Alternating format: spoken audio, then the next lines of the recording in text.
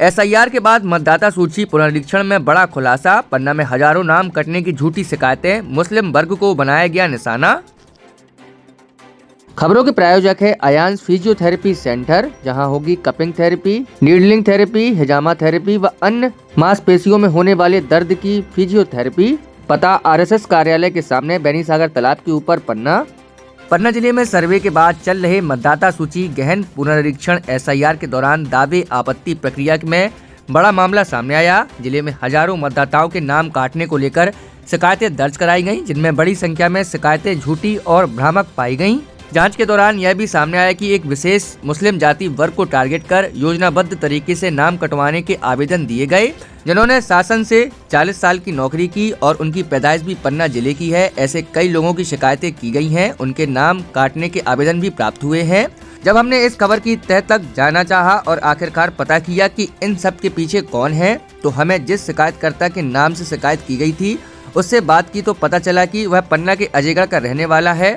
उसने किसी भी प्रकार की कोई शिकायत नहीं की। उसने बकायदा लिखित में शपथ पत्र पन्ना कलेक्टर के नाम भी दिया है, जिसमें कहा गया है कि मैंने कोई भी नाम काटने की शिकायत नहीं की और सारी शिकायतें निराधार हैं।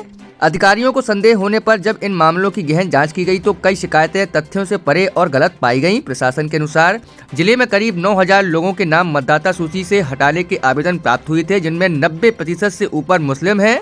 प्रारंभिक जांच में बड़ी संख्या में आवेदन निराधार पाए गए हैं। प्रशासनिक अधिकारियों का कहना है कि हर आवेदन की निष्पक्ष जांच की जा रही है और जहां भी झूठी शिकायतें सामने आई हैं वहां नियमों के तहत कार्रवाई की जा रही है। साथ ही यह भी स्पष्ट किया गया है कि किसी भी पात्र मतदाता का नाम बिना ठोस कारणों व सूची से हटाया नहीं जाएगा। मामला सामने आने के बाद प्रशासन ने पूरी प्रक्रिया पर कड़ी निगरानी बढ़ा दी है। यह मामला मतदाता अधिकार और निष्पक्ष लोकतांत्रिक प्रक्रिया से जुड़ा गंभीर विषय माना जा रहा है।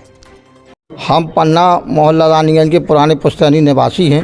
अभी हाल में आरपी स्कूल के इंदुपुरी कॉलोनी में निवासरत नगर सुधार न्यास में जो है भूमि पर रह रहे हैं। अच्छा। ये हमने 82-83 में प्लाट खरीदा था। अच्छा, नगर सुधार। क्या दिक्कत हो गई है? दिक्कत ये हो गई है कि हमारे यहाँ बीएलओ साहब आए, उन्होंने बताया कि आपका जो है आपकी किसी ने शिकायत की है कि कोई रज्जन प्रसाद नाम का है, उसका मोबाइल नंबर वगैरह भी है, सब कुछ है।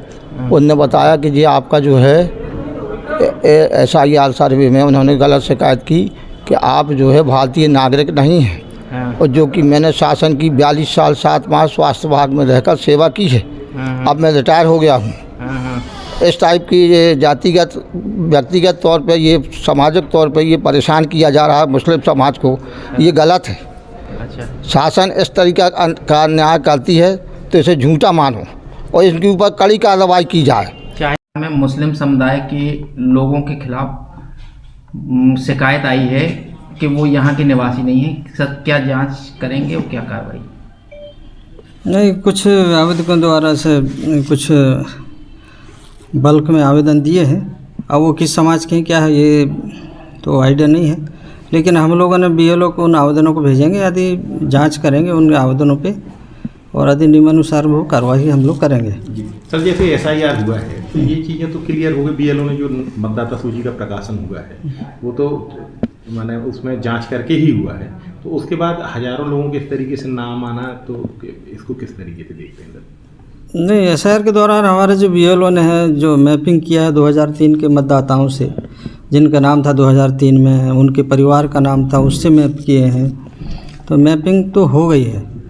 और हमारे यहाँ जो नो मैपिंग है वो 5000 से प्लस है, तो उसको हम लोग नोटिस दे के हमारे आरओ और ईआरओ हैं, वो लोग सभी जांच कर रहे हैं और परीक्षण करेंगे और डॉक्यूमेंट्स लिए जा रहे हैं। डॉक्यूमेंट्स यदि सबमिट करेंगे तो आयोग के निर्देशानुसार वो कार्रवाई करेंगे और रहेंगे।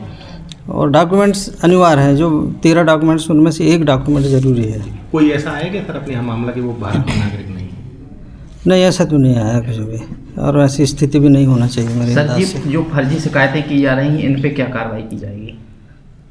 नहीं, आदमी आवेदन आपत्ति करने का तो सभी को अधिकार रहता है। अब वो उनके खिलाफ कार्रवाई के कोई ऐसे निर्देश नहीं है। झूठी शिकायतें कर रहे हैं, अब वो कहा नहीं जा सकता अब झूठी सही क्या है। उसमें एक वर्ग विशेष को टारगेट किया जा रहा है। अब वो उस पर मैं कुछ बोल नहीं पाऊँगा। मेरे पास तो जो आवेदन आएंगे, आपत्ति आएंगे, हम लोग उनके जांच करवाएंगे। Thank you.